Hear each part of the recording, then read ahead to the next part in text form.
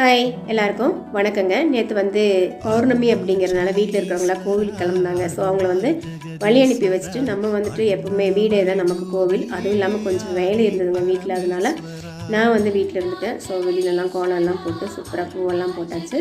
And then சாமி ரூமையும் clean பண்ணிவிட்டு முதல் நாளே இதெல்லாம் செஞ்சுட்டோங்க. ஏன்னா அடுத்த நாள் ஒரு விசேஷம் அப்படின்னா நம்ம வீட்டில் முதல் நாளே எல்லாம் பண்ணிவிடுவோம். அப்படி தான் சாமிக்கெல்லாம் பூ போட்டாச்சு பாருங்கள். சூப்பராக விளக்கேற்றியாச்சு. மனசுக்குள்ளே எவ்வளவோ நமக்கு வேண்டுதல் இருக்கும். ஆனால் அதை கடவுள்கிட்ட நம்ம ஒவ்வொரு நாளும் சொல்லிக்கிட்டே தான் இருப்போம். அவருக்கு சொல்ல சொல்ல சொல்ல அதை கேட்பாரு. கேட்டுட்டு நம்ம கண்டிப்பாக அதெல்லாம் நிறைவேற்றி கொடுப்பாருங்கிறது ஒரு நம்பிக்கை. உங்கள் எல்லாத்துக்காகவும் நான் கடவுள்கிட்ட வேண்டிட்டேன். நீங்கள்லாம் என்னெல்லாம் நினச்சி வேண்டியிருக்கீங்களோ அதெல்லாம் நல்லபடியாக உங்களுக்கு கிடைக்கணும் அப்படிங்கிறதான் நானும் உங்களுக்காக வேண்டிட்டேன். நீங்களும் எனக்காக வேண்டிக்கங்க. ஸோ இந்த அன்னாபிஷேகம் அப்படிங்கிற நாளை ரொம்ப சிறப்பாக தமிழ்நாடெல்லாம் கொண்டாடி இருப்பாங்க கோவிலில்.